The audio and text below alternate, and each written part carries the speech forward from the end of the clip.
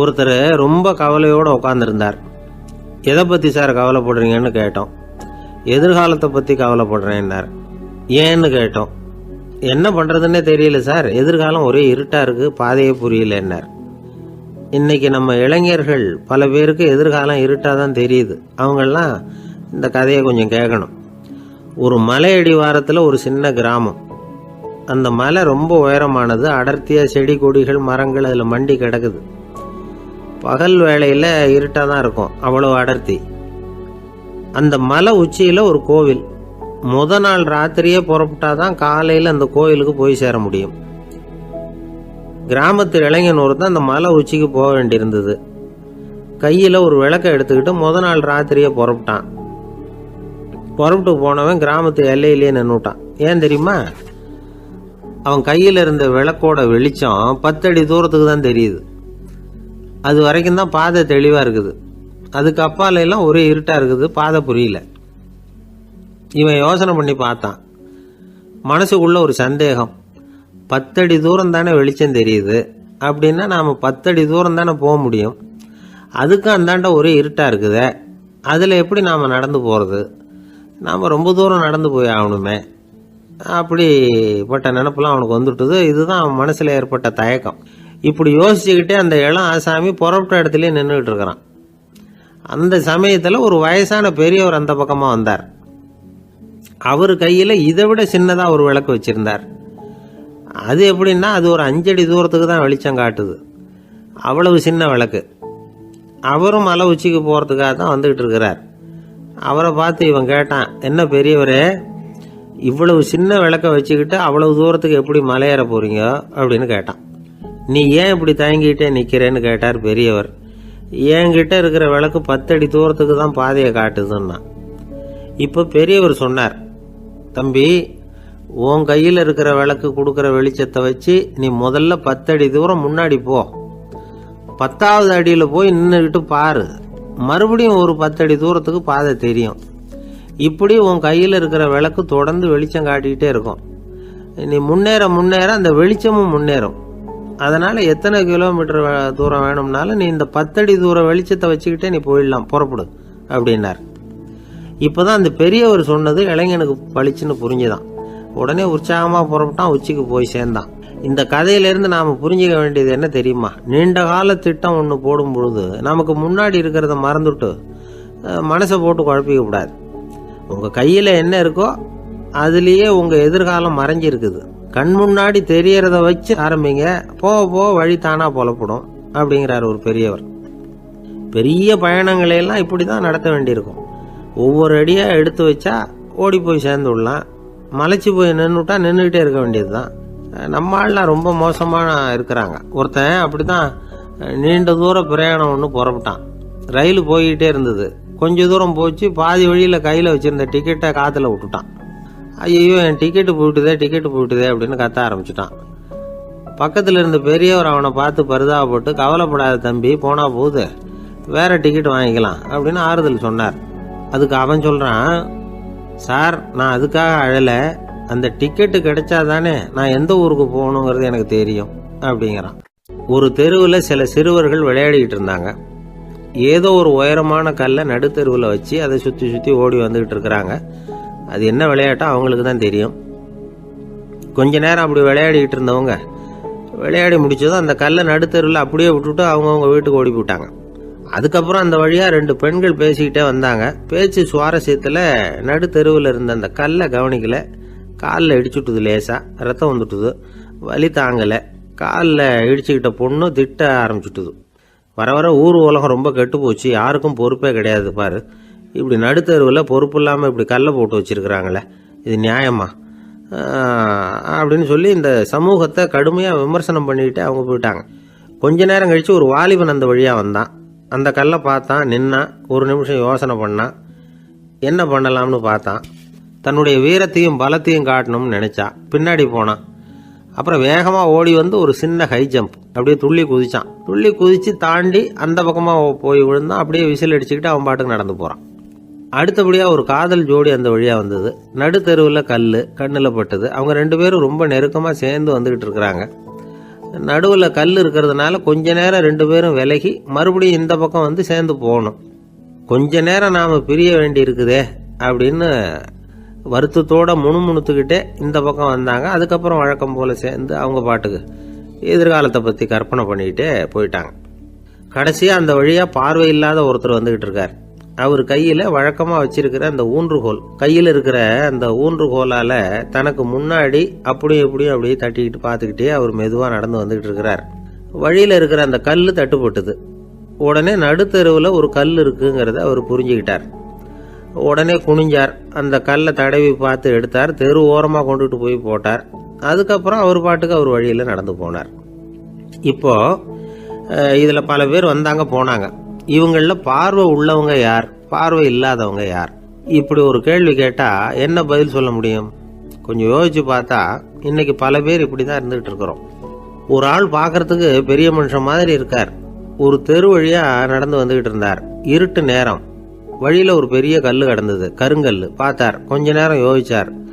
போய் தூக்கி பார்த்தா ரொம்ப கனமாக இருந்தது. இன்னொரு ஆள் சேர்ந்தாதான் தூக்க முடியும். இவர் உடனே ரோட்டோரமாக போய் ஒரு மரத்தடியில் உட்காந்துக்கிட்டார். 2 பக்கமும் பார்த்துக்கிட்டே இருக்கார், யாராவது வர்றாங்களான்னு. கொஞ்ச நேரத்தில் ஒருத்தர் வந்தார், இவருக்கு தெரிஞ்சவர். என்னங்க இந்த நேரத்தில் இங்கே உட்காந்துருக்குறீங்கன்னு கேட்டார் அவர். அதோ அந்த கருங்கல் அப்படின்னு சுட்டி காட்டினார். ஓ, அதை தூக்கி ஓரமாக போடணுமா? வாங்க 2 பேரும் தூக்கலான்னார் வந்தவர்.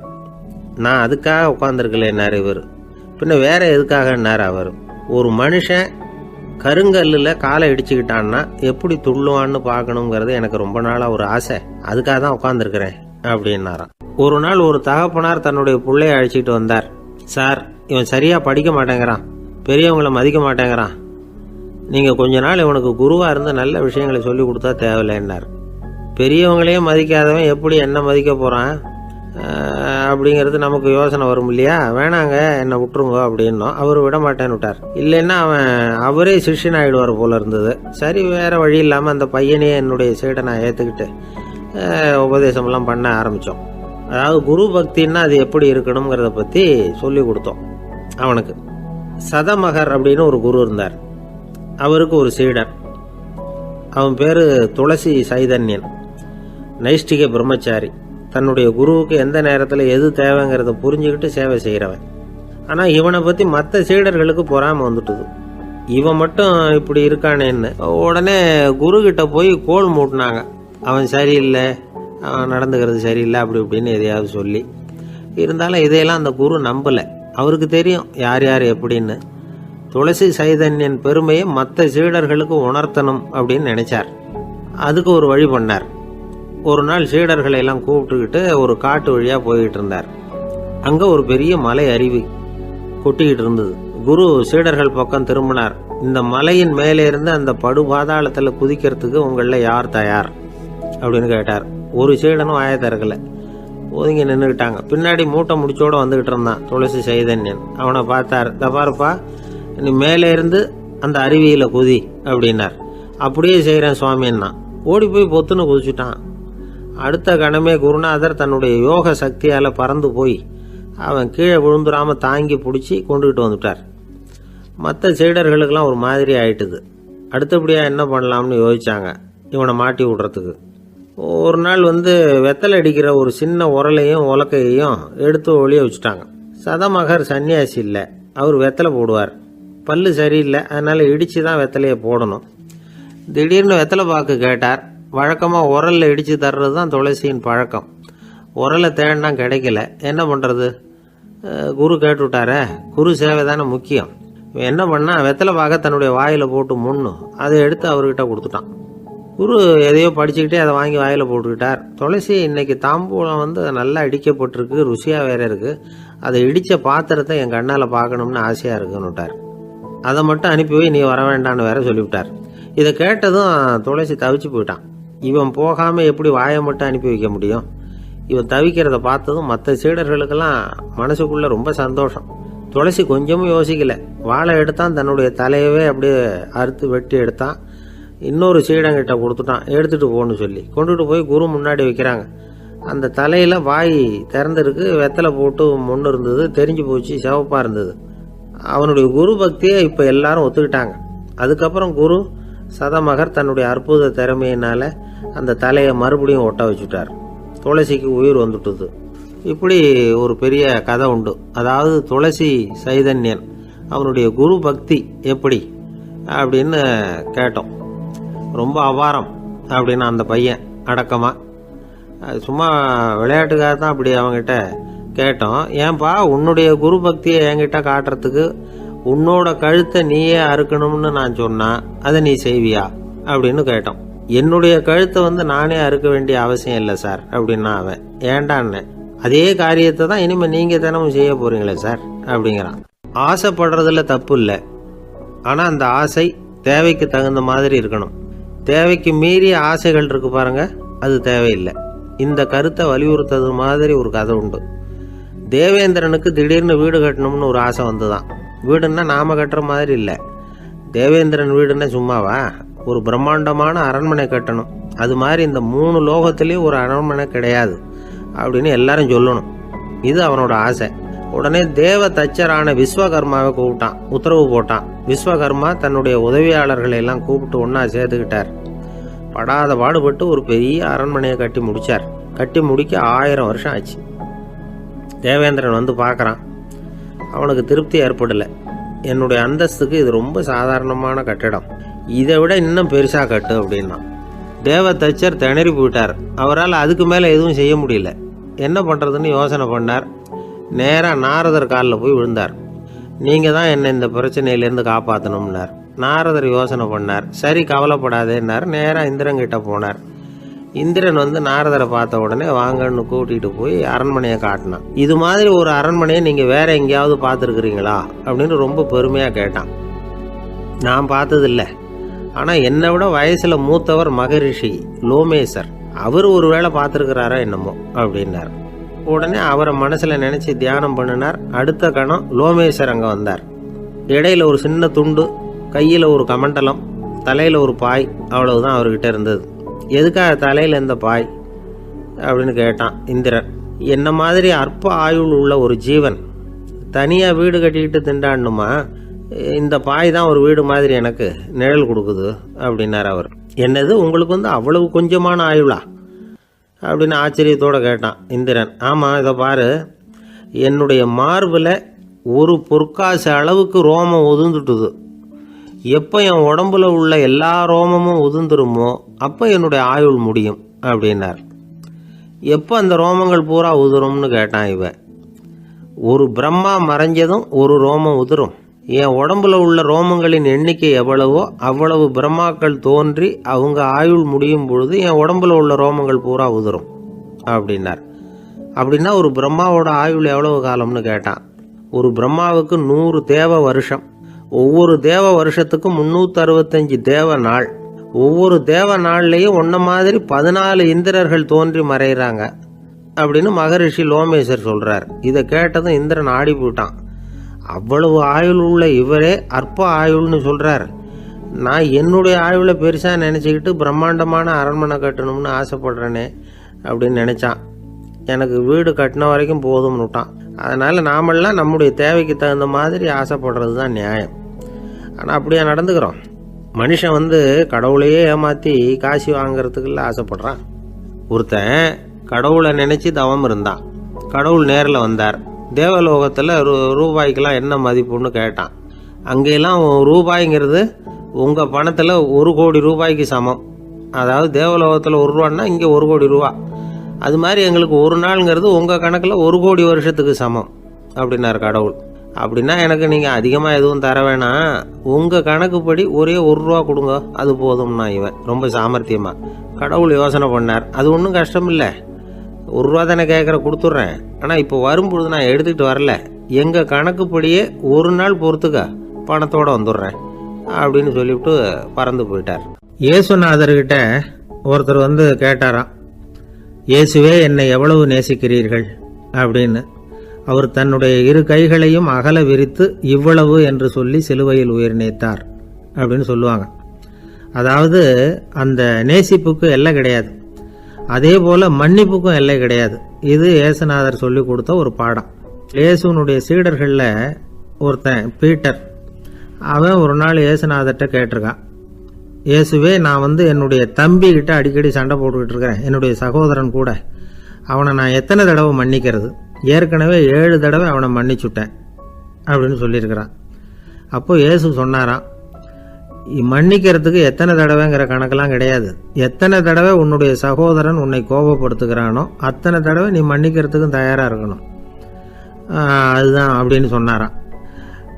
அப்போ இவனுக்கு ஒன்றும் புரியல, இது என்ன அவன் தப்பு பண்ணிக்கிட்டே இருப்பான், நாம் மன்னிச்சுக்கிட்டே இருக்கிறதா அப்படிங்கிறது மாதிரி குழப்பமாக இருந்திருக்கிறான். அப்போ இயேசுநாதர் தன்னுடைய சீடன் பீட்டர்கிட்ட ஒரு கதை சொன்னாராம்.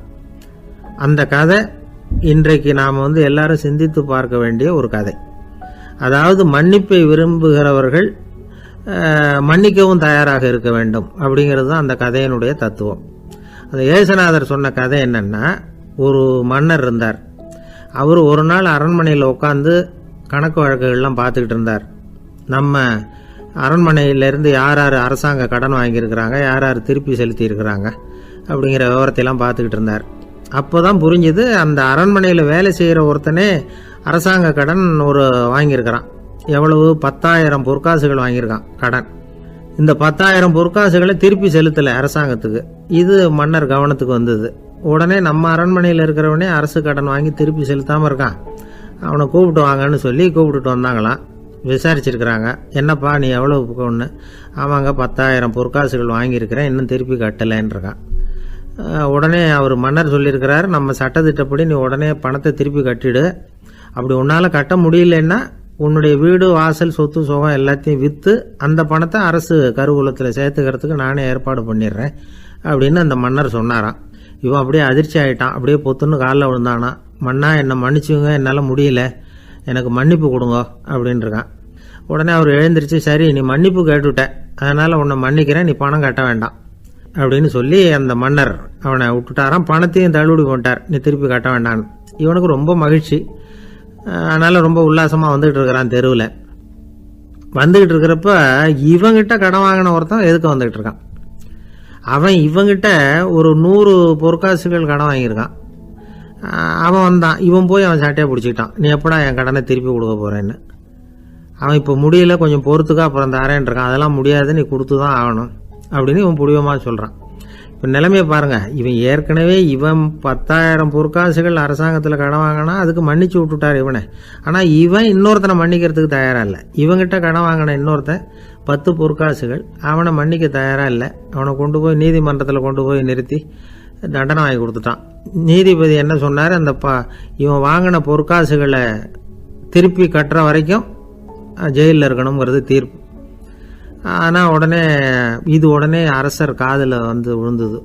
சொல்லிட்டாங்க, உங்ககிட்ட மன்னிப்பு வாங்கிட்டு போனானே ஒருத்தன், அவன் இன்னொருத்தனை மன்னிக்கிறதுக்கு தயாராக இல்லை, அவனை கொண்டு போய் ஜெயிலில் அடைச்சிட்டான் அப்படின்னு. உடனே மன்னர் பார்த்தார், இவனை மறுபடியும் கூப்பிட்டு வர சொன்னார். தபாரப்பா, நான் உன்னை மன்னிச்சு விட்டேன், ஆனால் நீ இன்னொருத்தனை மன்னிக்கிறதுக்கு தயாராக இல்லை, அதனால் என்னுடைய தீர்ப்பையும் மாத்துறேன், நீயும் அரசு கடன் தீர்ற வரைக்கும் ஜெயிலில் தான் இருக்கணும் அப்படின்னு சொல்லி ஜெயிலுக்கு அனுப்பிச்சிட்டாராம். இப்படி ஒரு கதையை இயேசுநாதர் தன்னுடைய சீடருக்கு சொன்னதாக ஒரு வரலாறு. அது என்ன, அதுலேருந்து நாம் புரிந்து கொள்ள வேண்டியதுன்னா, நாம் மன்னிக்கப்படணும்னு நாம் விரும்புகிறோம்னா நாம் இன்னொருத்தரை மன்னிக்கிறதுக்கு தயாராக இருக்கணும். அதனால் நாம் இன்னொருத்தரை யாரையும் மன்னிக்க மாட்டோம், ஆனால் என்ன இன்னொருத்தரை மன்னிக்கணும் அப்படிங்கிறது மாதிரி செய்யக்கூடாதுன்னு சொல்லுவாங்க. அது மாதிரி நாம் இப்போ இது தப்பாக புரிஞ்சுக்கிறவங்களும் இருக்கிறாங்க. பாவம் மன்னிப்புங்கிறதுலாம் எதுக்குன்னா, அதாவது மறுபடியும் பாவம் செய்யாமல் இருக்கிறதுக்காக தான். அதான் மன்னிக்கிறாரே அப்படிங்கிறதுக்காக மறுபடியும் பாவம் பண்ணிகிட்டு இருக்கிறது இல்லை.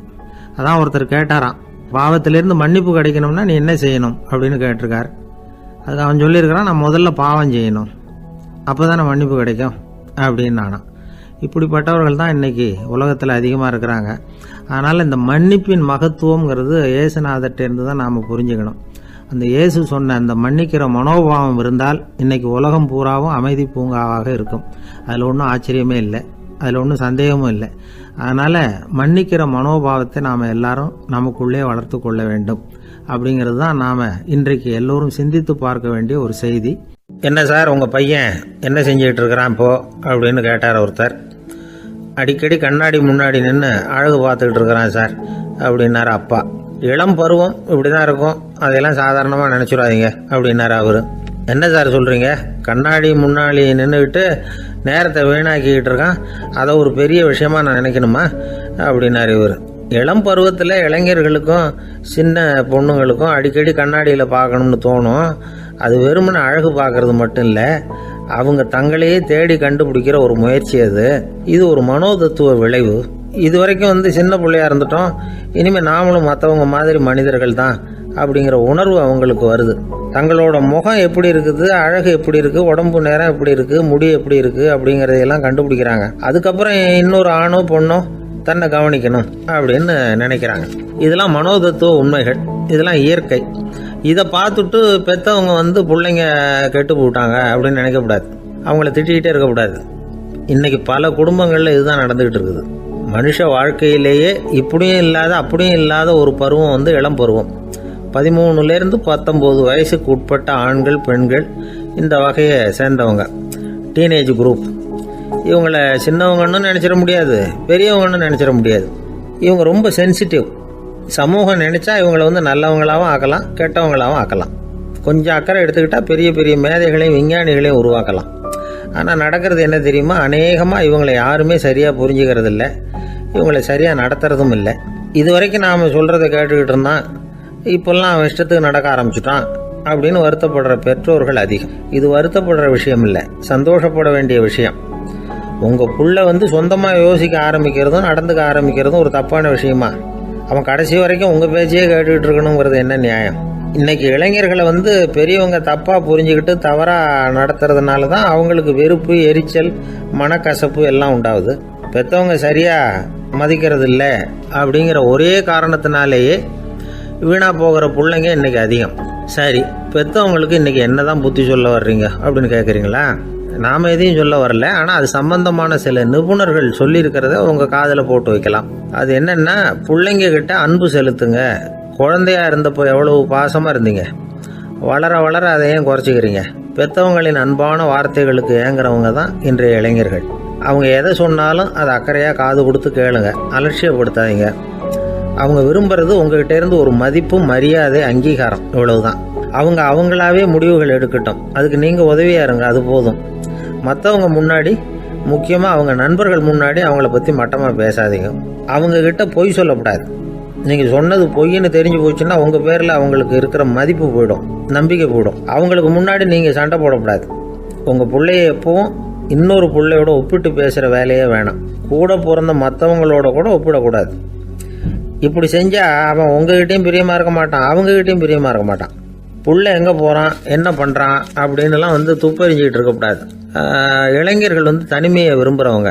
அவங்கள பெட்டியில் வச்சு மூடி பாதுகாக்கணும்னு நினைக்கக்கூடாது. அவங்கள எப்படி பாதுகாக்கிறது அப்படிங்கிறது அவங்களுக்கே தெரியும். உங்கள் புள்ள எப்படி நடந்துக்கணும்னு நீங்கள் எதிர்பார்க்குறீங்களோ அது மாதிரி நீங்கள் நடந்து காட்டுங்க, அது போதும். ஒரு வீட்டில் அப்பாவும் அம்மாவும் பேசிக்கிட்டு இருக்கிறாங்க. என்னங்க, நம்ம பொண்ணு பெரியவளாயிட்டா, அடிக்கடி கண்ணாடி முன்னாடி போய் நின்றுக்கிட்டு இருக்கிறா, சீக்கிரமாக ஒரு பையனை பார்த்து கல்யாணத்தை முடிக்காமல் இப்படி மசன்னு கல் மாதிரி உட்காந்துருக்குறீங்களே அப்படின்னு சத்தம் போட்டாங்க அந்த அம்மா. அவசரப்படாத, பார்க்கறதுக்கு கண்ணுக்கு அழகாக லட்சணமாக புத்திசாலியாக ஒரு பையன் கிடைக்க வேணாமா, அதுதான் பார்த்துக்கிட்டு இருக்கிறேன் அப்படின்னார் அப்பா. இதுக்கு அந்த அம்மா சொல்கிறாங்க, எங்கள் அப்பா இப்படியெல்லாம் நினச்சிக்கிட்டு இருந்திருந்தா எனக்கு கல்யாணமே ஆயிருக்காது தெரியுமா அப்படின்னாங்களாம். ஒரு வயசான அம்மா தெரு வழியாக போயிட்டு இருந்தாங்க. அவங்க கையில் என்னத்தையோ வச்சுக்கிட்டு அதை அடிக்கடி பார்த்துக்கிட்டே இருந்தாங்க. ஒருத்தன் மெதுவாக அவங்கக்கிட்ட போய் கையில் இருக்கிறது என்ன அப்படின்னு எட்டி பார்த்தா அவங்க கையில் 4 பல் இருந்துதான். இவன் ஆச்சரியமாக அந்த அம்மாவை பார்த்தான். ஏம்மா, உனக்கு என்ன பைத்தியமா, ஏது இந்த பல், இதை என்னத்துக்காக கையில் வச்சுக்கிட்டு அலைஞ்சிக்கிட்டு இருக்கிற அப்படின்னு கேட்டிருக்கான். அதுக்கு அந்த அம்மா விவரம் சொல்ல ஆரம்பித்தாங்களாம். இதை பாருப்பா, எனக்கு ஒரு மகன் இருந்தான், அவனை ரொம்ப செல்லமாக வளர்த்தேன். அவனை தரையிலேயே நடக்க விடுறதில்ல, எப்பவும் தூக்கி வச்சுக்கிட்டு இருப்பேன். அவன் நல்லா பெரியவனாகி பள்ளிக்கூடம் போகிறப்ப கூட அவன் புஸ்தக மூட்டையை நான் தான் சுமந்துக்கிட்டு போவேன். பார்க்குறவங்க கூட கேலி பண்ணுவாங்க, ஏம்மா படிக்க போகிறது நீயா உன் பிள்ளையான்னு கேட்பாங்க. அவன் இன்னைக்கு எவ்வளவோ பெரிய மனுஷன் ஆகிட்டான், வெளிநாட்டில் பெரிய உத்தியோகத்தில் இருக்கான். சமீபத்தில் இங்கே வந்துட்டு போனான். ஒரு நாள் ஏதோ கோபத்தில் என்ன அரைஞ்சுட்டான். அப்போ இந்த 4 பல்லும் கீழே விழுந்துட்டுது. இன்னமும் கூட விழுந்திருக்கும், ஆனால் பல்லு தான் இல்லை.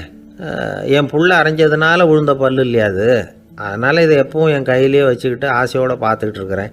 அவன் தான் வெளிநாட்டுக்கு போட்டான், அவனை பார்க்க முடியாத ஏக்கத்தை நான் இந்த பல்லை பார்த்து போக்கிக்கிறேன் அப்படின்னு நாங்களாம் அந்த அம்மா. இந்த கதை எதுக்காகன்னா, தாய் அன்பு அப்படிங்கிறது எப்படிப்பட்டதுங்கிறத புரிஞ்சுக்கிறதுக்காக. கல்யாணம் ஆனதுக்கு அப்புறம் தாயை மறந்து விடுறவங்க எத்தனை பேர் இந்த உலகத்தில்? அவங்க காதில் வேணுங்கிறதுக்காக தான் இந்த தகவல். ஆனால் ஒரு விஷயம் மட்டும் நல்லா புரிஞ்சுக்கணும், தாயை மதிக்க தெரிஞ்சவங்க தான் இன்றைக்கி வாழ்க்கையில் எல்லா விதத்துலேயும் முன்னுக்கு வந்திருக்கிறாங்க. வேணும்னா விசாரித்து பார்த்துக்குங்க. இன்னொரு அம்மா இருந்தாங்க. அவங்க தினமும் ஒரு கோயிலுக்கு வருவாங்க. சாமியை பார்த்து, கடவுளே நான் இறந்து போனால் நரகத்துக்கு போகணும் அப்படின்னு வேண்டிக்குவாங்களாம். எல்லோரும் சொர்க்கத்துக்கு போகணும்னு தானே கடவுள்கிட்ட வேண்டிக்குவாங்க. இந்த அம்மா தினம் நான் நரகத்துக்கு போகணும் அப்படின்னு வேண்டிக்கிறாங்க. அங்கேருந்து அர்ச்சகருக்கு இது சந்தேகம். ஒரு நாள் அதை நேரடியாகவே அவங்கக்கிட்ட கேட்டுவிட்டார். அதுக்கு அந்த அம்மா பதில் சொன்னாங்களாம், ஐயா, எனக்கு கல்யாணம் ஆகி ரொம்ப நாள் வரைக்கும் குழந்தை பாக்கியம் இல்லாமல் இருந்தது. கோயில் குளம் எல்லாம் சுற்றி வந்தேன். ரொம்ப நாள் கழித்து ஒரு குழந்தை பிறந்தது, ஆண் குழந்தை. அவனை நான் ரொம்ப செல்லம் கொடுத்து வளர்த்தேன். அதோட விளைவு என்ன ஆச்சுன்னா, அவன் ரொம்ப மோசமாக ஆயிட்டான். கெட்ட பழக்க வழக்கம்லாம் கற்றுக்கிட்டான். அவன் இறந்து போனால் நிச்சயம் அவனுக்கு நரகம்தான் கிடைக்கும். அந்த அளவுக்கு கெட்டவன் அவன். அப்படிப்பட்ட காரியங்கள்லாம் பண்ணிகிட்ருக்கான், எனக்கு தெரியும். இவனுக்காக நரகத்தில் கூட யாரும் தயவு காட்ட மாட்டாங்க, தாட்சண்யம் காட்ட மாட்டாங்க. அதனால் இவனுக்கு முந்தி நான் இறந்து நரகத்துக்கு போயிட்டா அங்கே இவனை கவனிச்சிக்கலாமே, இவனுக்கு பணிவிடை செய்யலாமேன்னு பார்க்குறேன் அப்படின்னு நாங்களாம். அதனால தான் நான் நரகத்துக்கு போகணும்னு தினம் ஆண்டவனை வேண்டிகிட்டு இருக்கிறேன் அப்படின்னு கண்கலங்கி அந்த அம்மா சொன்னாங்களாம். அதுதான் தாய் உள்ளம்ங்கிறது. தாயின் பெருமையை சரியாக உணர்ந்துட்டா அவங்களுக்கு எப்பவும் எந்த கஷ்டமும் வராது. இது ஏதோ உபதேசத்துக்காக சொல்கிற வார்த்தை இல்லை, உண்மையான வார்த்தை. இந்த விவரத்தையெல்லாம் நண்பர் ஒருத்தர்கிட்ட சொல்லிகிட்டு இருந்தேன். அவர் கொஞ்ச நாள் கழித்து என்னை தேடி வந்தார். அவர் கையிலேயே 4 பல்லு வச்சுருந்தார். என்னங்க ஆச்சு, ஏதுங்க அந்த பல்லு அப்படின்னு விசாரித்தோம். உங்கள் உபதேசத்தை கேட்டுவிட்டு இந்த உலகத்தில் எல்லாரையும் தாயாக நினைக்க ஆரம்பிச்சிட்டேன். ஒரு அம்மாவை கடத்தரில் பார்த்து தாயேன்னு கூப்பிட்டேன். அவங்க உடனே பலார்னு என்னை அரைஞ்சிட்டாங்க. பல்லு விழுந்துட்டுது. அதை தான் பொறுக்கி எடுத்துக்கிட்டு நேராக உங்களை தேடி வந்துக்கிட்டு இருக்கிறேன்னார். தாயேன்னு தானே கூப்பிட்டீங்க, அதுக்கு ஏன் அரைஞ்சாங்க அப்படின்னு கேட்டோம். நான் தாயேன்னு கூப்பிட்டது அவங்க காதில் நாயேன்னு விழுந்துட்டு தான், அதுதான் இப்படி ஆயிட்டுது அப்படின்னார். ஒரு ஆஃபீஸில் வேலை பார்க்குற ஒருத்தர் ஏதோ தப்பு பண்ணிவிட்டார். உடனே மேல் அதிகாரி அவரை கூப்பிட்டு அனுப்புனார். நீ செஞ்சது தப்புன்னார் கோபமாக. இது ஒரு ரகம். சில அதிகாரிகள் இப்படி நீங்கள் செஞ்சது தப்புன்னு சொல்கிறதில்ல, நீங்கள் செஞ்சது சரி அப்படின்னு சொல்கிறதில்ல. எப்படி சொல்லுவாங்கன்னா, நீங்கள் செஞ்சது சரியில்லைன்னு நான் நினைக்கிறேன் அப்படின்னு சொல்லுவாங்களாம். அதாவது சில பேர் நீங்கள் செஞ்சது தப்புங்கிறாங்க, அதையே மாற்றி சொல்கிறாரு இவர், நீங்கள் செஞ்சது சரியில்லைன்னு நினைக்கிறேன். இது ரெண்டும் அர்த்தம் ஒன்று தான், இருந்தாலும் வார்த்தைகள் வித்தியாசம். நிர்வாக திறமை இல்லாத ஒரு அதிகாரி யூ ஆர் ராங் அப்படின்னு சொல்லுவாராம். நிர்வாக திறமை உள்ள அதிகாரியாக இருந்தால் அதையே கொஞ்சம் மாற்றி I think you are not correct அப்படிம்பாராம். இதுதான் வித்தியாசம். இருந்தாலும் வார்த்தைகளை உபயோகப்படுத்துகிற விதத்தை வச்சு தான் வேலை நல்லா நடக்கிறதும் நடக்காததும் இருக்குது. விவரம் தெரிஞ்சவங்க என்ன சொல்கிறாங்க தெரியுமா? Be a leader not a boss அப்படிங்கிறாங்க. ஒரு லீடராக பாஸாக இருக்காதே அப்படிங்கிறாங்க. சரி, அப்படின்னா லீடருக்கும் பாஸுக்கும் வித்தியாசம் உண்டா அப்படின்னு கேட்டால் இருக்குன்னு சொல்கிறாங்க. லீடருங்கிறவர் வேறு, பாஸுங்கிறவர் வேறு. ஒரு லீடர் எப்படி நடந்துக்குவார், ஒரு பாஸ் எப்படி நடந்துக்குவார், இதை முதல்ல நாம் தெரிஞ்சுக்கணும். அவங்க எப்படி நடந்துக்குவாங்க அப்படிங்கிறதுக்கு சில விவரங்கள் இருக்குது. அதை கேட்டோம்னா நாம் புரிஞ்சுக்கலாம் அதை. அதாவது பாஸுங்கிறவர் விரட்டிக்கிட்டே இருப்பார், லீடருங்கிறவர் ஊக்கப்படுத்திக்கிட்டே இருப்பார். நாளைக்கு சாயந்தரத்துக்குள்ளே அந்த வேலையை செஞ்சு முடிக்கலைன்னா தொலைச்சி விடுவோம் தொலைச்சி அப்படிம்பார் அவர். இவர் எப்படி சொல்லுவார்னா, இது வரைக்கும் நீங்கள் செஞ்சுருக்கிற வேலை ரொம்ப அற்புதம் அப்படிம்பார். பாஸுங்கிறவர் அதிகாரத்தை நம்பி செயல்படுறவர், லீடருங்கிறவர் நல்லெண்ணத்தை நம்பி செயல்படுறவர். நம்மக்கிட்ட அதிகாரம் இருக்குது, பவர் இருக்குது, அதனால் காரியத்தை சாதிச்சுடலாம் அப்படின்னு நினைக்கிறவர் அவர். மற்றவங்க கிட்ட ஒரு நல்ல அபிப்பிராயத்தை சம்பாதிச்சுக்கிட்டு அது மூலமாக காரியங்களை சாதிக்கிறவர் இவர். பாஸுங்கிறவர் பயத்தை உண்டு பண்ணுவார், லீடருங்கிறவர் அன்பை பரவ செய்வார். அதை செய்யலைன்னா ஆடிட்டில் தகராறாயிடும், இதை செய்யலைன்னா இன்க்ரிமெண்ட்டு கட் ஆகிடும், இப்படி ஏதாவது சொல்லி பயமுறுத்திக்கிட்டே இருப்பார் அவர். இவர் அப்படி இல்லை. உடம்பு இப்படி இருக்குது, வீட்டில் எல்லோரும் சௌக்கியமாக இருக்கிறாங்களா, ஆஃபீஸில் எல்லாம் வசதியாக இருக்குதா, நான் ஏதாவது உதவி செய்யணுமா அப்படின்னு அன்புக்கு முக்கியத்துவம் கொடுப்பார். பாஸுங்கிறவர் எதுக்கு எடுத்தாலும் நான் சொல்லிகிட்டு இருப்பார். லீடருங்கிறவர் நாமன்னு சொல்லிகிட்டு இருப்பார். பாஸுங்கிறவர் தப்புக்கு காரணம் யாருன்னு பார்ப்பார். லீடருங்கிறவர் தப்பு என்னன்னு பார்ப்பார். இதுதான் ரெண்டு பேருக்கு வித்தியாசம். The boss shows who is wrong, the leader shows what is wrong அப்படின்னு சொல்லுவாங்க. இந்த காரியம் எப்படி செய்யப்பட்டிருக்கு அப்படின்னு தெரிஞ்சுக்கிறவர் பாஸ். இந்த காரியத்தை எப்படி செய்யணும்னு செஞ்சு காட்டுறவர் லீடர். பாஸுங்கிறவர் பணியாளர்களை திட்டுவார். லீடர் மரியாதைக்குரியவராக நடத்துவார்.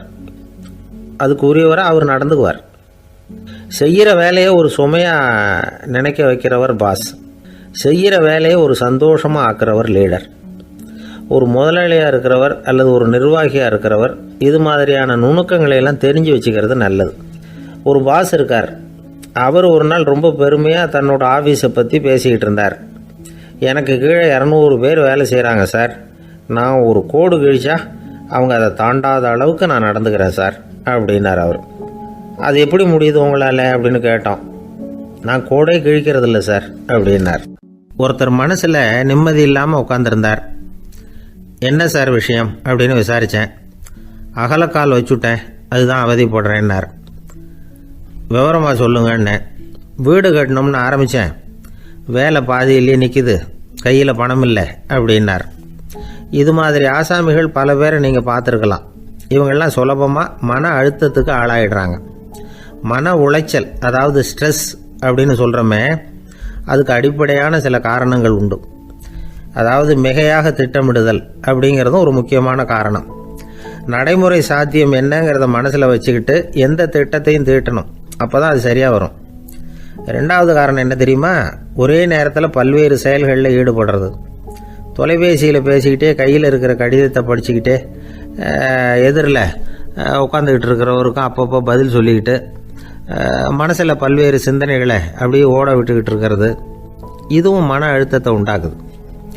மூணாவது காரணம், எதிலேயும் வெற்றி மட்டும் எதிர்பார்க்குற ஒருதலைப்பட்சமான ஆர்வம். நாம் தொட்டதெல்லாம் வெற்றியாகவே முடியணும் அப்படின்னு எதிர்பார்க்குறவங்க ஏதாவது ஒன்றில் தோல்வியை கண்டால் தோண்டு போயிடுறாங்க. எப்படியும் முடியலாம்ங்கிற எண்ணம் ஏற்கனவே நமக்குள்ளே இருந்துட்டுதுன்னா அந்த அவஸ்தை வராது. அதனால் அதுவும் நம்ம வளர்த்து கொள்ள வேண்டிய ஒரு குணம். மன உளைச்சல் ஏற்படுறதுக்கு இன்னொரு காரணம், எதையும் வேகமாக செஞ்சுடணும் அப்படிங்கிற துடிப்பு. அந்த துடிப்பே மனசை அழுத்த ஆரம்பிச்சிடும். எந்த ஒரு காரியத்திலையும் தாமதமோ இடையூறோ ஏற்பட்டால் அதை பொறுத்துக்கிற மனப்போக்கம் வேணும். அது இல்லாதவங்க அழுத்தத்துக்கு ஆளாயிடுறாங்க. சில பேர் வேலைன்னு எந்த நேரம் பார்த்தாலும் வேலையே கதின்னு கிடப்பாங்க. பொழுதுபோக்குக்கோ உடற்பயிற்சிக்கோ குடும்பத்தில் உள்ளவங்க அல்லது நண்பர்கள் கூட கலந்துரையாடவோ கொஞ்சம் கூட நேரம் ஒதுக்க மாட்டாங்க. இந்த சுபாவம் மன அழுத்தத்தை உண்டு பண்ணும். இதையெல்லாம் புரிஞ்சுக்கிட்டு அதிலிருந்து விடுபடுறது எப்படின்னு யோசிக்கணும். வல்லுநர்கள் இது தொடர்பாக சில யோசனைகளை சொல்லி வச்சிருக்கிறாங்க. அது என்னன்னா, வாழ்க்கைங்கிறது பிரச்சனைகளால் பின்னப்பட்ட ஒன்று. அது எப்போவுமே முடிவடையாத ஒரு தொடர்கதை அப்படிங்கிறத முதல்ல நாம் புரிஞ்சுக்கணும். ஒரே நேரத்தில் ஒரு காரியத்தில் மட்டுமே நாம் கவனம் செலுத்தணும். அடுத்தவங்க காரியத்தில் தலையிடக்கூடாது. எதையும் பேச ஆரம்பிக்கிறதுக்கு முன்னாடி நம்மை நாமே கேட்டுக்க வேண்டிய கேள்வி 2. 1, நான் சொல்ல போகிறது ரொம்ப முக்கியமானதா? 2வது, நான் சொல்கிறத அவங்க கேட்குறதுக்கு ஆசைப்படுறாங்களா? நான் பேசுகிறதுக்கு அது சரியான நேரம் தானா? இதை யோசித்து பார்த்ததுக்கப்புறம் எதையும் பேச ஆரம்பிக்கணும். முடிஞ்ச அளவுக்கு வளைந்து போகிற சுபாவத்தை வளர்த்துக்கணும். நம்ம நேரம் விலை மதிப்பு இல்லாதது, அதை வீணாக்கக்கூடாது. சிரிக்க தெரியலனாலும் பரவாயில்ல, முகத்தில் கொஞ்சம் புன்முறுவலாவது காட்டணும். இதெல்லாம் ரொம்ப முக்கியம். அடுத்தவங்க ஏதாவது செஞ்சால் உடனே நன்றி சொல்ல மறக்கக்கூடாது. தினமும் கொஞ்சம் நேரத்தை தனிமையில் செலவு பண்ணணும். மன உளைச்சலிருந்து விடுபடுறதுக்கு 3 முக்கிய வழிகள் சொல்கிறாங்க. அதை சுருக்கமாக ரெட் அப்படின்னு சொல்கிறாங்க. RED ஆங்கில எழுத்தில். அந்த முதல் எழுத்து R, அது என்னென்னா ரிலாக்ஸேஷன், அதாவது இடை ஓய்வு. 2வது E எக்ஸர்சைஸ், உடற்பயிற்சி. 3வது டயட், திட்டமிட்ட உணவு முறை. அதனால் தியானம், மூச்சு பயிற்சி இதெல்லாம் இந்த இடை ஓய்வுக்கு வழிகள். எந்த வேலையையும் தொடர்ந்து செய்யக்கூடாது. எல்லார்கிட்டையும் கலகலப்பாக பழகணும். மாதத்துக்கு 1 நாளாவது குடும்பத்தோடு வெளியில் போயிட்டு வரணும். சுலபமான உடற்பயிற்சிகளை செய்யலாம். உடற்பயிற்சிங்கிறது நமக்காக நாம் செய்கிற ஒரு நீண்டகால முதலீடு அப்படின்னு சொல்லுவாங்க. அதாவது லாங் டேர்ம் இன்வெஸ்ட்மெண்ட்டாக. அளவோடு சாப்பிட்ணும், மெதுவாக சாப்பிட்ணும். இதெல்லாம் கொஞ்சம் மனசில் வச்சுக்கிட்டு நடந்துக்கிட்டால் மகிழ்ச்சியாக வாழலாம். சில பேர் சாப்பாட்டு விஷயத்தில் ரொம்ப அக்கறை எடுத்துக்கிறது உண்டு. ஒரு குண்டு ஆசாமி சாப்பிட உக்காந்தார். முதல்ல ஒரு மாத்திரை சாப்பிட்டார். எதுக்குன்னு கேட்டோம். பசி எடுக்கிறதுக்குன்னார். சாப்பிட்டு முடித்தார். பிறகு மறுபடியும் ஒரு மாத்திரை சாப்பிட்டார். இது எதுக்குன்னு கேட்டோம். சாப்பிட்டது ஜீரணமாகறதுக்கு அப்படின்னார். என் நண்பர் ஒருத்தர் ஆழ்ந்த சிந்தனையில் இருந்தார். என்ன யோசனை பண்ணுறீங்கன்னு கேட்டேன். தலைவர் ஆகணும்னு பார்க்குறேன், அதுதான் என்ன வழின்னு யோசிச்சுக்கிட்டு இருக்கேன்னார். நான் கூட அது மாதிரி யோசித்து பார்த்தேன். அதுக்கப்புறம் அந்த யோசனையை கை விட்டுட்டேன் அப்படின்னோம். ஏன்னு கேட்டார். அதுக்கான தகுதிகள் நமக்கு இல்லைங்கிறது புரியுது. அது நமக்கு புரியறத விட நம்ம விட மற்றவங்களுக்கு நல்லா புரிஞ்சு போச்சு. அதனால் பேசாமல் கம்முன்னு இருந்துடுறது தான் நல்லது அப்படின்னோம். தலைவர் ஆகிறதுக்கு தகுதிகள் வேறு உண்டோ அப்படின்னு கேட்டார். அவர் யதார்த்தமாக தான் கேட்குறார். நாங்கள் உடனே எங்ககிட்ட இருந்த ஒரு புத்தகத்தை எடுத்து அவர்கிட்ட கொடுத்தோம். படித்து பாருங்கன்னு. தலைவர் ஆகிறதுக்கு என்ன வழி அப்படிங்கிறத பற்றி அதில் போட்டிருக்கிறாங்க. முதல் வழி என்ன தெரியுமா? ஒரு 4 பேர் முன்னாடி இல்லைன்னா ஒரு கூட்டத்துக்கு முன்னாடி நீங்கள் பேச போகிறீங்க. அப்போ எப்படி ஆரம்பிக்கணும்னா, உண்மையான புகழ்ச்சி, நேர்மையான பாராட்டு, இதோடு ஆரம்பிக்கணும். எடுத்ததுமே அது சரியில்லை இது சரியில்லைன்னு பேசிகிட்டு இருக்கக்கூடாது. மக்களை பார்த்து நீங்கள் தான் தப்பு பண்ணிவிட்டீங்க அப்படின்னு நேரடியாக சொல்லக்கூடாது. தவறு இருந்தாலும் அதை மறைமுகமாக ஏதாவது கதை சொல்லி அதிலிருந்து அவங்க புரிஞ்சுக்கிற மாதிரி செய்யணும். அடுத்தவங்க பண்ண தப்பு என்னன்னு அலசறதுக்கு முன்னாடி நீங்கள் பண்ணின தப்பு என்னங்கிறத பற்றியே பேசுங்க. எதுக்கும் நேரடியாக உத்தரவு போட்டுக்கிட்டு இருக்கக்கூடாது. இதை நீங்கள் செய்யணும் அப்படின்னு சொல்கிறதுக்கு பதிலாக நீங்கள் இப்படி செஞ்சால் எப்படி இருக்கும் அப்படின்னு கேள்வி மாதிரி கேட்கணுமா. இப்படி கேட்டால் அது உத்தரவு மாதிரி தெரியாதான். அடுத்தவங்க மரியாதையை காப்பாற்றுறது மாதிரி பேசணுமா. உங்கள் பேச்சு இன்னொருத்தரை அவமானப்படுத்துறது மாதிரி இருக்கக்கூடாதான். ஏண்டா இவங்கிட்ட போய் மாட்டிக்கிட்டோம்னு யாரும் நினச்சிடக்கூடாது. ஒவ்வொரு சின்ன வளர்ச்சியையும் பாராட்டணும். வெற்றி சாதாரணமாக இருந்தாலும் பாராட்டாமல் இருந்துடக்கூடாது. பாராட்டும் பொழுது தாராளமாக இருக்கணும். குறை சொல்லும் பொழுது கவனமாக இருக்கணும். வாய்க்கு வந்தபடி பேசிவிட்டா அதுக்கப்புறம் வகையாக மாட்டிக்கிட்டு முழிக்க வேண்டியிருக்கும். நீங்கள் பேசுகிறது இன்னொருத்தருக்கு ஒரு கௌரவத்தையும் மரியாதையும் உண்டு பண்ணுறது மாதிரி இருக்கணும். நீங்கள் பேசுகிறது அடுத்தவங்களுக்கு இருக்கிற கொஞ்ச நெஞ்ச மரியாதையும் எடுத்து விடுறது மாதிரி இருக்கக்கூடாது. உங்கள் பேச்சை கேட்டால் கேட்குறவங்களுக்கு ஒரு ஊக்கம் வரணும், உற்சாகம் வரணும். தவறு எதுவாக இருந்தாலும் அதை சுலபமாக திருத்திக்கலாம், சரி பண்ணிக்கலாங்கிறது மாதிரி இருக்கணும் உங்கள் பேச்சு. அடுத்தவங்களை சந்தோஷப்படுத்துங்க. உங்கள் யோசனையை கேட்டு நடந்துக்கிறதுனால அந்த சந்தோஷம் அவங்களுக்கு கிடைக்கணும். இந்த தகுதியெல்லாம் உங்ககிட்ட இருந்தால் நீங்கள் ஒரு சிறந்த தலைவராகலாம் அப்படின்னு அந்த புஸ்தகத்தில் போட்டிருக்கு. இந்த காலத்தில் தலைவர் ஆகிறதுக்கு வேறு சில தகுதிகள்லாம் கூட தேவைப்படுது. ஒரு புள்ள தன்னுடைய அப்பா கிட்ட, அப்பா உன்ன மாதிரியே நானும் அரசியலில் சேரணும், தலைவர் ஆகணும்னு ஆசைப்படுறேன், இன்னையிலேருந்து எனக்கு அரசியல் பாடம் கற்றுக் கொடு அப்படின்னு கேட்டிருக்கான். அவரும் சரின்னு சொல்லிவிட்டு ஒரு பெரிய ஏணியை எடுத்துகிட்டு வந்தாரான். ஒரு செவுத்தில் சாத்தினார். இந்த ஏணியில் ஏறி உயர போய் அங்கே பரன் மேலே இருக்கிற ஒரு புத்தகத்தை எடுத்துகிட்டு வாடான் இருக்கார். மகனை பார்த்து, அப்பா ஏணி ரொம்ப உயரமாக இருக்குது, நீ ஜாக்கிரதையாக இதை பிடிச்சிக்கோ, நான் ஏறி போகிறேன் அப்படின்னு நான் பையன். பயப்படாத, நான் பார்த்துக்கிறேன்னார் அப்பா. பையன் ஏணியில் ஏறினா உச்சிக்கு போனதும் அப்பா கையை எடுத்துட்டார். ஏணி அப்படியே சரிஞ்சுட்டுது. பையன் பொத்துன்னு கீழே விழுந்துட்டான். இடுப்பு பிடிச்சிக்கிட்டே எழுந்திரிச்சான். என்னப்பா இது, இப்படி என்னை ஏற விட்டுட்டு கையை விட்டுட்டியே, இப்படி கை விடலாமா அப்படின்னு கத்தியிருக்கான். அப்பா நிதானமாக சொன்னாராம், அவசரப்படாதேப்பா, அரசியலில் இதுதான் முதல் பாடம், பெத்த அப்பனாக இருந்தாலும் அவனை நம்பாதே அப்படின்னு உபதேசம் பண்ண ஆரம்பித்தாரான். என்னுடைய நீண்டகால நண்பர் ஒருத்தர் வருஷம் தவறாமல் திருநள்ளாறு அப்படிங்கிற திருத்தலத்துக்கு போயிட்டு வர்றது வழக்கம். அங்கே என்ன சார் விசேஷம்னு கேட்கறது உண்டு. என்ன இப்படி கேட்குறீங்க, சனி பகவான் நலன் விருப்பப்படி அங்கே தானே எழுந்தருளி இருக்கிறார், அவரை போய் பார்த்து ஒரு கும்பிடு போட்டுட்டு வந்தா நம்ம பிடிச்சிருக்கிற சனியெல்லாம் விலகும் அப்படிம்பார். சத்தம் போட்டு சொல்லாதீங்க சார், வீட்டில் வேற யார் காதிலாவது இது விழுந்துற போது அப்படின்னு சொல்கிறது உண்டு வர்றவங்க. இப்போது நான் சொல்கிறதுல உள்ள நியாயத்தை புரிஞ்சுக்கிட்டு அவரும் கொஞ்சம் எச்சரிக்கை உணர்வோடு நமக்கு நன்றி சொல்லுவார்னு வச்சுங்களேன். அதாவது பார்வை மூலமாகவே அந்த நண்பருக்கு ஆன்மீக விஷயங்கள்ல அதிக ஈடுபாடு உண்டு. அப்பப்போ சில புராண கதைகளை எல்லாம் சொல்றது உண்டு. ரொம்ப சுவாரஸ்யமா இருக்கும். எப்பவுமே புராண விஷயங்களை எல்லாம் அறிவியலுங்கிற தராசில வச்சு எடை போட்டுட்டு இருக்கக்கூடாது. அப்படி பார்த்தா அதெல்லாம் நம்ப முடியாத வெறும் கற்பனைகளா தோணும், மூட நம்பிக்கைகளாகவும் தெரியும். புராணங்களை புராணங்களாவே புரிஞ்சுக்கிறவங்களுக்கு அதெல்லாம் அர்த்தமுள்ள செய்திகளை உள்ளடக்கி இருக்கிறதாக தெரியும். அந்த வகையில தான் இந்த நண்பரும் நிறைய செய்திகளை சொல்றது உண்டு. சனியை போல கொடுக்கிறவனும் இல்லை, சனியை போல கெடுக்கிறவனும் இல்லை அப்படின்னு சோதிடர்கள் சொல்லுவாங்க. நாம ஏதாவது ஒரு வம்புல மாட்டிக்கிட்டா பிடிச்சது சனி அப்படிங்கிறோம். ராவணன் எப்பேற்பட்ட வீரன், அவனே சனி பார்வைப்பட்டது தானே சங்கடப்பட ஆரம்பிச்சான் அப்படின்னார் நண்பர். அது எப்படிங்கன்னு கேட்டேன்.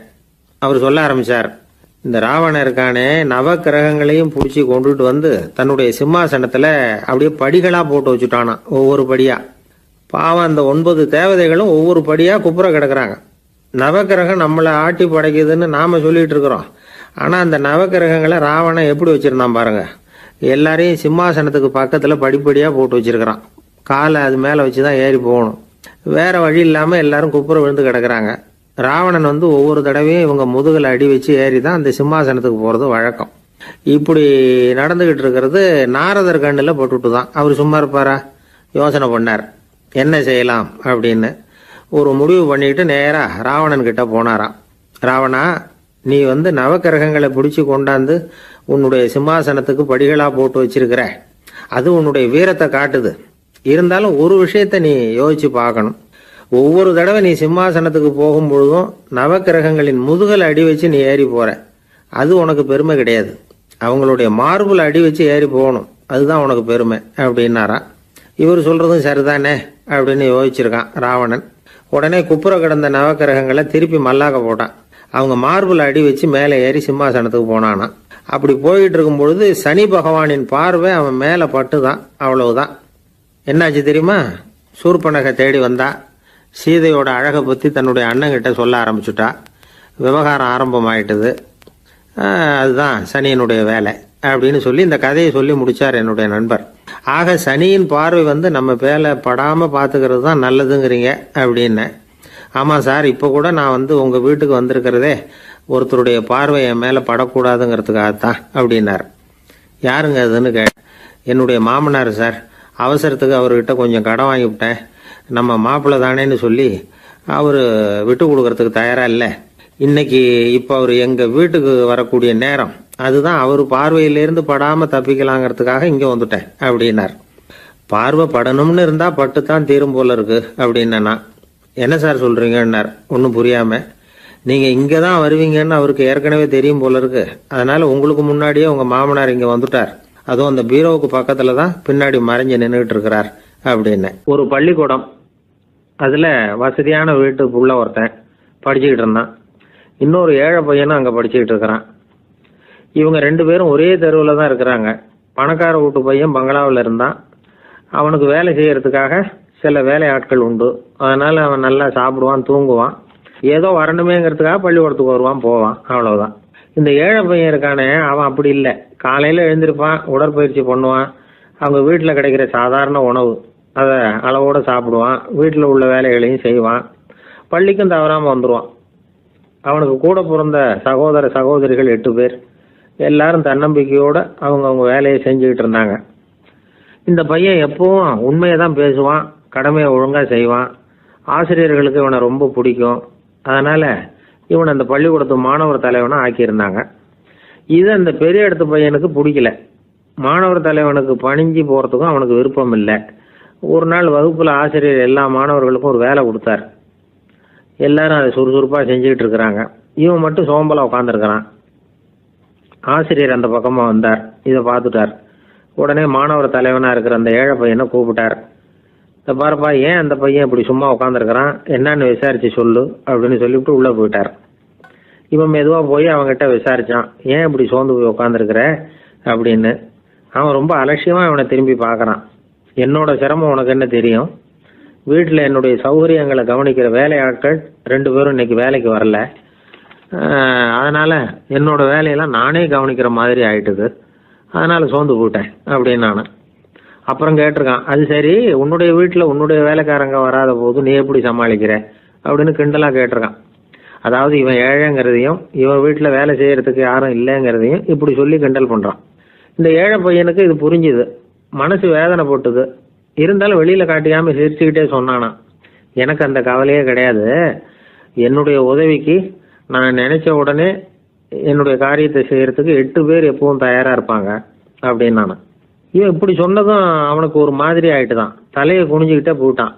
உள்ளே உட்காந்துருந்த ஆசிரியர் காதில் இது விழுந்தது. உடனே இந்த ஏழை பையனை உள்ளே கூப்பிட்டு போனார், கேட்டார், என்னப்பா அப்படி சொல்கிற? இவன் பொய் சொல்ல மாட்டாங்கிறது அவருக்கு தெரியும், அவனை சமாளிக்கிறதுக்காக இப்படி ஒரு பொய்யை சொல்லியிருப்பாங்கிறதையும் அவரால் ஏற்றுக்க முடியல.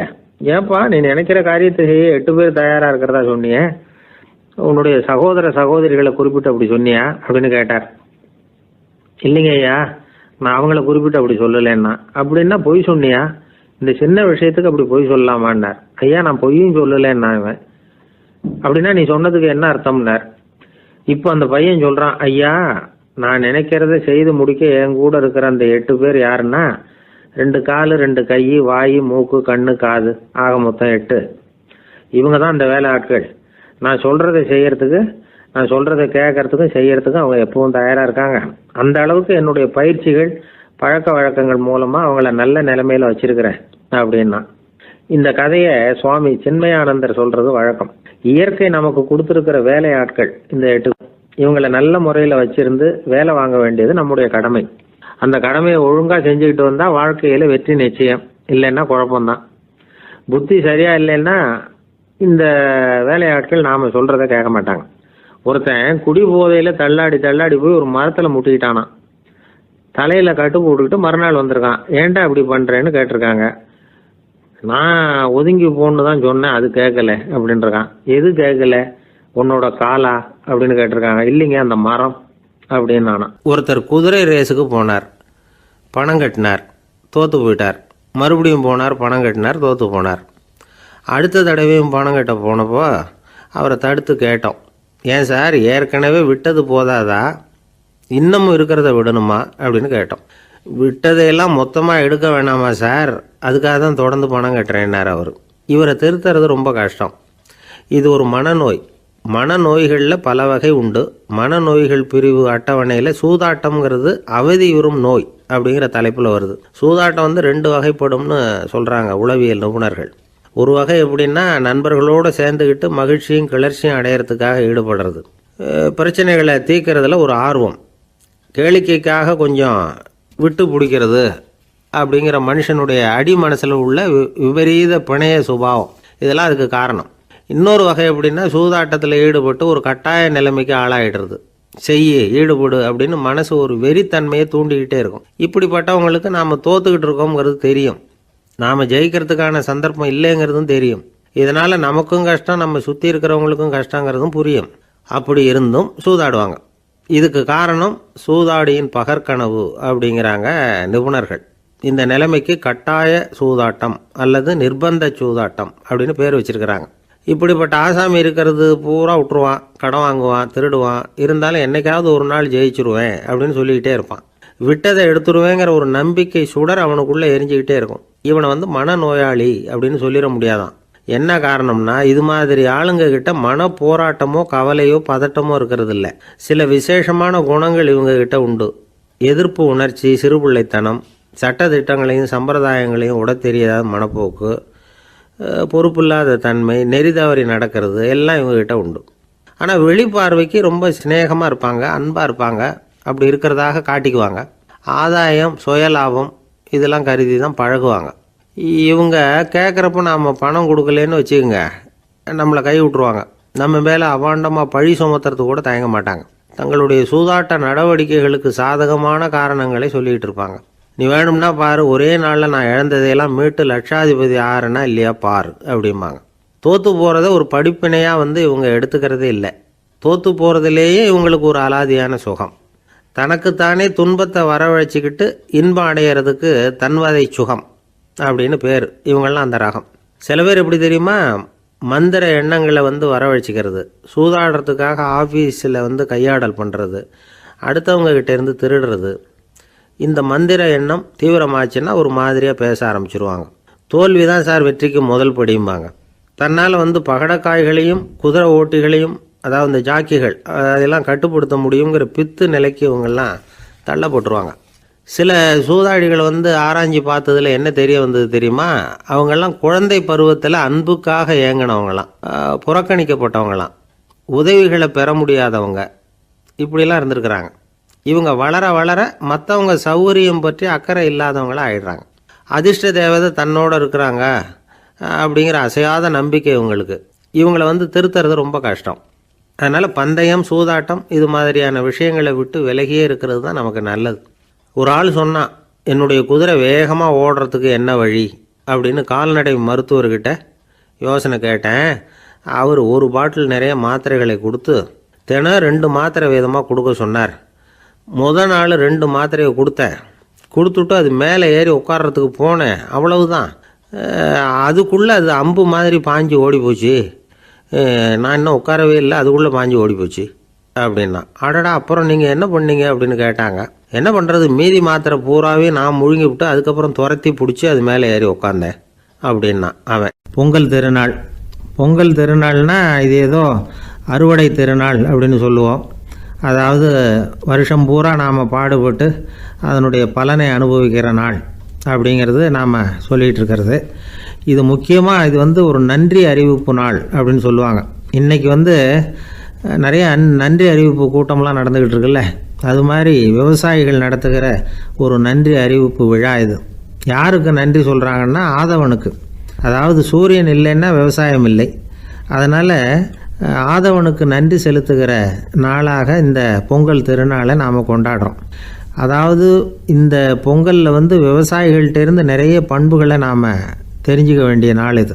விவசாயிகள் அவங்க விவசாயம் முன்னேறி இருக்கிற அளவுக்கு விவசாயிகளுடைய வாழ்க்கை தரம் முன்னேறலை. அந்த அளவுக்கு அவர்கள் நாட்டுக்காக உழைச்சிக்கிட்டு இருக்கிறாங்க. அந்த காலத்திலே அதை பற்றி ஒரு கதை சொல்கிறது உண்டு. ஒரு வயசான ஆள் நிலத்தில் ஏறு உழுதுகிட்டு இருந்தாராம். கிழிஞ்சு போன ஒரு சின்ன துண்டை தான் இடுப்பில் கட்டியிருந்தாராம். தலையில் ஒரு கந்தலை சுற்றி இருந்தார். உடம்பு பூரா சேரு, ரொம்ப ஏழை. ஏறு ஓட்டிகிட்டு இருக்கிறவர் வேறு எப்படி இருப்பார்? இருந்தாலும் அந்த ஆள் ரொம்ப ஜாலியாக பாட்டு பாடிக்கிட்டே ஏறு உழுதுகிட்டு இருந்தாராம். உடம்புல தான் அவர் ஏழையை தவிர மனசில் ஒரு ஏழையாக தெரியல. அந்த சமயத்தில் அந்த நாட்டு ராஜா அந்த பக்கமாக குதிரை மேலே வந்தாராம். வேட்டைக்கு போயிட்டு பரிவாரங்களோடு திரும்பி வந்துக்கிட்டு இருக்கிறார். ரொம்ப செல்வ செழிப்பில் இருக்கிற ராஜா அவர் இந்த வயசான விவசாயியை பார்த்துருக்கார். இந்த ஆள் ரொம்பவும் ஏழைங்கிறது அவர் பார்த்தாவே பளிச்சுன்னு தெரியுது. கட்டிக்கிறதுக்கு நல்ல துணி இல்லை, உடம்போ இழைச்சி போயிருக்குது, வயிறு முதுகில் போய் ஒட்டிக்கிட்டு இருக்கு, கண்ணு குழி விழுந்து போயிருக்குது. ஆனாலும் முகத்தை பார்த்தா சந்தோஷமாக இருக்கிற மாதிரி இருக்குது. இவ்வளோ உற்சாகமாக பாடிக்கிட்டு இருக்கிறாரே அப்படின்னு ஆச்சரியமாக நினச்சி பார்த்தார் அந்த ராஜா. சரி, அவர்கிட்ட கொஞ்சம் பேச்சு கொடுத்து பார்க்கலாம் அப்படின்னு முடிவு பண்ணார். ஐயா பெரியவரே, இப்படி கொஞ்சம் வர முடியுமான்னாராம். பொழுது போகிறதுக்குள்ளே நான் இந்த வயல் பூரா உழவு ஓட்டி ஆகணும், அதனால் பேசுகிறதுக்கு நேரம் இல்லை அப்படின்னாராம் அந்த பெரியவர். என்ன அவ்வளவு அவசரமாக? மீதி இருந்தால் நாளைக்கு உழுதக்கூடாதா? அது சரி, உனக்கு எத்தனை ஏக்கர் நிலம் இருக்குது அப்படின்னு விசாரிச்சிருக்கார் ராஜா. எனக்குன்னு சொந்தமாக உள்ளங்கை அளவு கூட நிலம் கிடையாது. இது எங்கள் முதலாளியோட நிலம். இதை பூராவும் உழுது முடித்தாதான் அவர் கூலி கொடுப்பார். நான் கூலிக்கு உழுதுகிட்டு இருக்கிறேன். உங்ககிட்ட பேசிக்கிட்டு இருந்தால் அவருக்கு துரோகம் பண்ணது மாதிரி ஆகிடும் அப்படின்னாராம். ராஜா குதிரையை விட்டு கீழே இறங்கினார். வரப்பில் நடந்து அந்த பெரியவர்கிட்டே போனாராம். சரி, ஒரு நாள் பூரா உழுதான் உனக்கு எவ்வளவு கூலின்னு கேட்டிருக்கார். 8 அணா கூலி கிடைக்கும்னாராம் அவர். இது ரொம்ப காலத்துக்கு முன்னாடி நடந்த ஒரு சம்பவங்கிறதுனால அப்போ 8 அணா கூலிங்கிறது ரொம்ப பெருசு. இருந்தாலும் அதுவும் அந்த ராஜாவுக்கு பெரிய கூலியாக தெரியல. இவ்வளவு தானா, இதை வச்சுக்கிட்டு நீ எப்படி காலம் தள்ளுற அப்படின்னாராம். ஒன்றும் கவலை இல்லை அப்படின்னாராம் அவர். ராஜாவுக்கு ரொம்ப ஆச்சரியமாக போச்சு. 8 அணா கூலி வாங்குகிற இந்த ஆள் கவலை இல்லாமல் இருக்கிறார், ஏராளமான வசதியோடு இருக்கிறன்னா கவலை இல்லாமல் வாழ முடியலையே அப்படின்னு நினச்சி பார்த்துருக்கார். அது சரி, 8 அணாவில் எப்படி குடும்பம் நடத்துகிற அப்படின்னு கேட்டாராம். எனக்கு கிடைக்கிற 8 அணாவில் 2 அணா குடும்பத்துக்கு செலவழிக்கிறேன், 2 அணா பழைய கடனுக்கு கொடுக்குறேன், 2 அணா தர்மம் செய்கிறேன், 2 அணா வட்டிக்கு கொடுக்குறேன், ஒரு குறையும் இல்லைன்னாராம். ராஜாவுக்கு ஒன்றும் புரியல. எனக்கு ஒன்றும் புரியலேன்னு இருக்கார். ஐயா, எனக்கும் என் மனைவிக்கும் 2 அணா செலவாகுது. வயசான அம்மா அப்பா இருக்கிறாங்க, சின்ன வயசில் என்னை காப்பாற்றினவங்க அவங்க. அந்த கடனுக்கு 2 அணா செலவாகுது, அது பழைய கடன். என் தங்கச்சி ஒருத்தி ஆதரவு இல்லாத நிலைமையில் தன்னுடைய மகனோட என் வீட்டில் வந்துருக்கிறா. அவளுக்கும் அவள் மகனுக்கும் 2 அணா செலவு பண்ணுறேன், அது தர்மம். எனக்கு 2 பிள்ளைங்க இருக்கிறாங்க, அவங்களுக்கு 2 அணா செலவு பண்ணுறேன், அது வட்டிக்கு கொடுக்கறது மாதிரி. பிற்காலத்தில் அவங்க எங்களை காப்பாற்றுவாங்க. அந்த வகையில் நான் திருப்தியோடு வாழ்ந்துக்கிட்டு இருக்கிறேன் அப்படின்னாராம். ராஜாவுக்கு அர்த்தம் புரிய ஆரம்பிச்சுதான். அந்த பெரிய நிலத்தை விலை கொடுத்து வாங்கி அந்த பெரியவருக்கே தானமாக கொடுத்துட்டாராம். இப்போ உழுதவருக்கே நிலம் சொந்தமாயிட்டுது. அன்னையிலேருந்து அரசனுக்கும் ஆறுதல் கிடைச்சிதான். இப்படி ஒரு கதை சொல்லுவாங்க. 8 அணா வருமானத்தை வச்சுக்கிட்டு எப்படி காலத்தை தள்ளுறதுன்னு சொல்கிறதுக்காக இந்த கதையை சொல்கிறதாக யாரும் தப்பாக நினச்சிக்கக்கூடாது. கிடைக்கிறத எப்படி பங்கு போடுறார், எப்படி திருப்தியாக வாழறார் அப்படிங்கிறது தான் முக்கியம். அது மாதிரி இன்றைக்கு இந்த பொங்கல் திருநாளில் உழவர்கள் மனசு மகிழ்ச்சியாக இருந்ததுன்னா அது எல்லாரும் மகிழ்ச்சியாக இருக்கிறது மாதிரி அர்த்தம். அதனால் அவர்கள்ட்டேருந்து நாம் பாடம் கற்றுக்கணும். சில உழவர்கள் தங்கள் நிலத்தில் விளையிறத தாங்கள் சாப்பிட மாட்டாங்க. அடுத்தவங்கள்ட்ட விற்றுட்டு சந்தையில் போய் வேறு அரிசி வாங்கிட்டு வந்து தான் இவங்க சாப்பிடுவாங்க. அப்படிப்பட்ட விவசாயிகள்லாம் இது உண்டு. பங்கிடுகிற பண்பை உழவர்கள்ட்டேருந்து கற்றுக்கொள்ளுங்கள் அப்படிம்பாங்க. ஒரு ஆள் நிம்மதியாக மகிழ்ச்சியாக இருந்தானா, உங்கள் நிம்மதிக்கும் மகிழ்ச்சிக்கும் என்ன காரணம்னு கேட்டிருக்கார் இன்னொருத்தர். என்கிட்ட இருந்தது பூராவையும் என் பிள்ளைங்களுக்கு சமமாக பங்கு போட்டு கொடுத்துட்டேன், எனக்குன்னு எதுவுமே வச்சுக்கல, அதுதான் நிம்மதிக்கு காரணம்ன்றிருக்கான். உங்ககிட்ட இருந்தது எவ்வளவு இருந்தது அப்படின்னு கேட்டிருக்காரு அவர். மொத்தமாக ஒரு 50,000 ரூபா இருக்கும் அப்படின்னு இருக்கான். அவ்வளவும் பணமாகவே இருந்ததா அப்படின்னு கேட்டிருக்காங்க அவங்க. இல்லைங்க, அவ்வளவும் கடன், அதை தான் பிரித்து கொடுத்துருக்கேன் பிள்ளைங்க கிட்ட அப்படின்னு நானும். அவன் அந்த மரத்தின் உச்சியில் ஒரு பறவை கூடு, ஏதோ ஒரு பறவை கூடு கட்டியிருந்தது. அது என்ன பறவைன்னா ராஜாளி. ஒரு குரங்கு அந்த மரத்து கிளையில தாவி தாவி குதிச்சுக்கிட்டு இருந்தது. அப்போ இந்த கூட்டில் இருந்த முட்டை அது கண்ணில் போட்டுவிட்டுது. அதுக்கப்புறம் அது சும்மா இருக்குமா, விளையாட்டாக ஒரு முட்டையை எடுத்தது, மரத்தை விட்டு கீழே இறங்குச்சு. கீழே ஒரு குப்பை மேட்டில் ஒரு கோழி சில முட்டைகளை அது பாட்டுக்கு இட்டு வச்சிருந்தது. குரங்கு தன் கையில் இருந்த ராஜாளி பறவையோட முட்டையை அந்த கோழி முட்டைகளோட சேர்த்து போட்டுட்டு போயிட்டுது. கோழி வந்தது, பார்த்தது, அதுக்கு ஒன்றும் வித்தியாசம் புரியல. தன்னுடைய முட்டைகளோட சேர்த்து அந்த ராஜாளி முட்டையையும் சேர்த்து அடைகாத்துது. கொஞ்ச நாளில் குஞ்சுகள்லாம் பொரிச்சுது, எல்லாம் முட்டை விட்டு வெளியில் வந்தது. ராஜாளி பறவையோட குஞ்சு அந்த கோழி குஞ்சுகளோடவே சேர்ந்து வளர்ந்தது. மற்ற கோழி குஞ்சுகள் போலவே இதுவும் குப்பையை கிளறிச்சு புழு பூச்சிகளை சாப்பிட்டுது. காக்கைகள் தாக்கிறதுக்கு வந்ததுன்னா மற்ற கோழி குஞ்சுகள் மாதிரியே இதுவும் பயந்து போய் தாய் கோழியின் சிறகுகளுக்கு உள்ள ஒளிஞ்சிக்கும். இப்படியே கொஞ்ச காலம் போச்சு. குஞ்சுகள்லாம் வளர்ந்து பெருசாகிட்டுது. சிலது சேவல்களாச்சு, சிலது கோழிகளாச்சு. அந்த ஒன்று மட்டும் ராஜாளி ஆச்சு. ஆனால் ஒரு விஷயம், தான் ஒரு ராஜாளிங்கிறது அந்த பறவைக்கு தெரியாது. தன்னையும் ஒரு கோழின்னே அது நினச்சிக்கிட்டு இருக்கு. அப்படி நினச்சிக்கிட்டு குப்பை மேட்டை கிளறிக்கிட்டு இருக்கு. ஒரு நாள் சாயந்தர நேரம் இந்த ராஜாளி பறவை கீழே அது பாட்டுக்கு வழக்கம் போல குப்பையை கிளறிக்கிட்டு இருக்குது. அப்போ அண்ணாந்து பார்க்குது. வானத்தில் உயரத்தில் கூட்டமாக ராஜாளி பறவைகள் உல்லாசமாக வட்டம் அடித்து பறந்துக்கிட்டு இருக்கு. அதை இது பார்க்குது. இதுக்கு மனசுக்குள்ளே ஏக்கமாக போச்சான். அப்போது இதுக்கு ஆண்டவன் பேரில் கோபம் வந்துதான். ஆண்டவனுக்கு என் பேரில் ஏன் இந்த ஓர வஞ்சனை, என்னையும் ஒரு ராஜாளியாக படைச்சிருந்தா நானும் கூட இந்நேரம் ஆகாயத்தில் உல்லாசமாக பறந்துக்கிட்டு இருப்பேனே அப்படின்னு நினச்சி வருத்தப்பட்டு தான். இது வேடிக்கையாக இருக்குல்ல. ஒரு வகையில் பார்த்தா நாம் கூட இந்த ராஜாளி பறவை மாதிரி தான் வாழ்ந்துக்கிட்டு இருக்கோம் அப்படிங்கிறார் ஒரு உளவியல் நிபுணர். நம்மால் எவ்வளவு வேலை செய்ய முடியும் அப்படின்னு நாம் நினச்சிக்கிட்டு இருக்கிறோமோ அதை விட பல மடங்கு நம்மால் வேலை செய்ய முடியுமா, பல மடங்கு வேகமாகவும் வேலை செய்ய முடியும் அப்படிங்கிறார் அவர். நம்முடைய முழுமையான பலம் என்னங்கிறது நமக்கே தெரியறதில்ல, அதுதான் கஷ்டம். நம்முடைய பலம் தெரியாததுனால தான் நாம் எதுக்கு எடுத்தாலும் பயந்துக்கிட்டு இருக்கிறோம். ஒரு ஆள் இருந்தான், அவனுக்கு எப்படின்னா கோழியை கண்டா பயப்படுவான். ஏன் கோழியை கண்டா பயம்னா, அவனுக்கு மனசுக்குள்ள தான் ஒரு புழுன்னு நினைப்பு. தன்னை ஒரு புழுவாக நினைக்கும் பொழுது, புழுன்னா கோழி கொத்துமில்ல, அதனால கோழியை கண்டு பயப்பட ஆரம்பிச்சிட்டான். இவன் நடுங்கிடுவான். எதிரில் கோழி வந்ததுன்னா உடம்பு பூரா நடுங்க ஆரம்பிச்சிடும். வீட்டில் இருக்கிறவங்க பார்த்தாங்க. இவனை அழைச்சிட்டு போய் ஒரு மனநோய் மருத்துவமனையில் சேர்த்துட்டாங்க. அங்கே உள்ள டாக்டர் இவருக்கு சிகிச்சையெல்லாம் கொடுத்தார். ஒரு வாரம் இவனை தங்க வச்சு வேண்டிய சிகிச்சையெல்லாம் கொடுத்து மன ரீதியாக அவனை மாற்றி, சரி இனிமேல் நீ வீட்டுக்கு போகலாம்னு சொல்லி அனுப்பி வச்சார். வீட்டுக்கு புறப்பட்டான். அப்போ சொன்னார், இதை பாருப்பா, நீ வீட்டுக்கு போகலாம், நேராக வீட்டுக்கு போ, நல்லா ஞாபகம் வச்சுக்கோ, இனிமே நீ ஒரு புழு கிடையாது, மனுஷன், தைரியமா புறப்படு, போயிட்டு வா அப்படின்னு சொல்லி வழி அனுப்பி வச்சார். சரிங்க டாக்டர்னு சொல்லிவிட்டு இவன் புறப்பட்டு போனான். பாதி வழி போயிருப்பான். லேசா நிமிர்ந்து பார்க்கறான், எதிரில் ஒரு கோழி வந்துகிட்டு இருக்கு. அது பாட்டுக்கு சாதாரணமா நடந்து வந்துகிட்டு இருந்தது. அவ்வளவுதான், இவன் உடம்பு கிடுகிடுன்னு ஆட ஆரம்பிச்சுட்டுது. திரும்பி ஓடி வந்துட்டான். டாக்டர் கேட்டார், ஏன்பா திரும்பி ஓடி வந்துட்டேன்னு. பாதி தூரம் போயிட்டேன் டாக்டர், எதிரில் ஒரு கோழி வந்துகிட்டு இருக்குது, அதான் பயமா இருந்தது, வந்துட்டேன்னா. டாக்டருக்கு ஒரு மாதிரி ஆயிடுது. அவர் சொன்னார், இதை பாருப்பா, நான் தான் சொன்னேனே, நீ ஒரு புழு